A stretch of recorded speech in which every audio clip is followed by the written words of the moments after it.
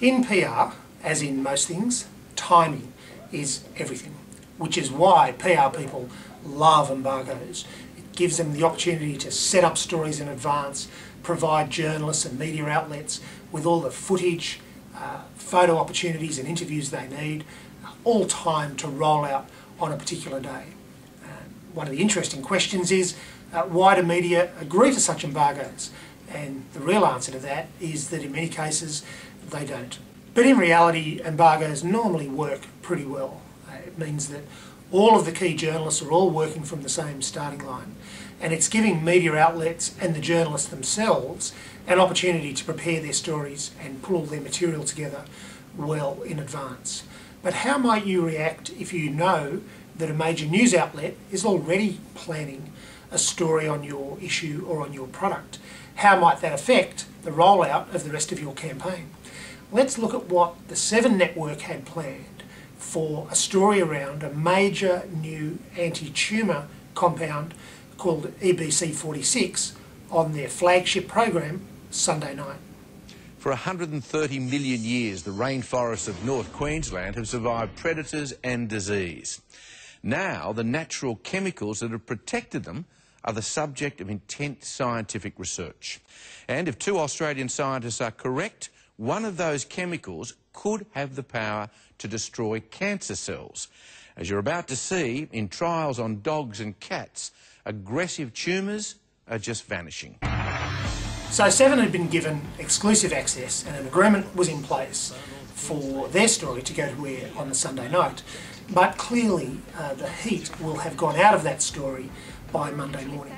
So in making decisions about how to roll out the remainder of the news story, it appeared to us that the most sensible embargo was 5 p.m. on the same Sunday evening. A Queensland rainforest may hold the key to curing cancer. Scientists have discovered a plant compound that's showing promise in destroying inoperable tumours. And then perhaps let it roll out into the newspapers and into the morning TV the very next day. Late last year, we sent our Simon Reeve to North Queensland to find out about a rainforest drug which might be able to cure cancer. Aussie scientists have made a major breakthrough in the treatment of cancer with a new drug that could destroy inoperable tumours.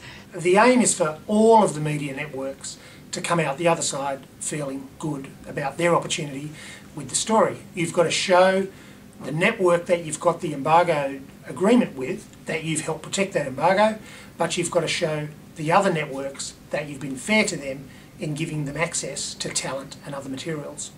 Let's look at a different issue. Let's imagine the aim is to showcase a particular day on which a health issue is celebrated. If it's important to you to be in the newspaper on that day, then you clearly need to set up your event or your stunt the day prior.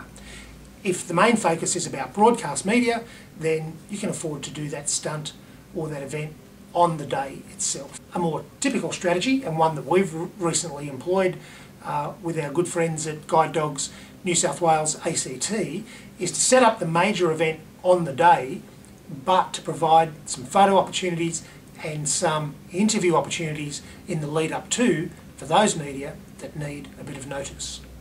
For something like Australian Father of the Year, the announcement is very strictly embargoed until the morning on which the media are told. He was born in communist China and defected to study ballet in the US, where he was famously detained by the Chinese consulate in Houston, resulting in a standoff with FBI agents. He went on to marry an Australian woman, moved here in 1995, and today he's been named Australian Father of the Year. Lee Sean Singh joins me now with his wife Mary and daughters Sophie and Bridie. Great to see you all. Congratulations. What a wonderful morning for the whole family, Lee. Thank you, Anne. So in some ways, focusing on the media who can get organised at short notice and prepare themselves without having to know too much about what the content of the actual story is, then becomes part of the media strategy.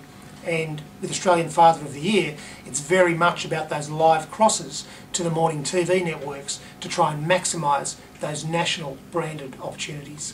Exclusives and embargoes can be an absolutely crucial part of your media relations strategy, and which way you go is normally determined by what kind of initiative you're announcing and what kind of media targets are most important to you.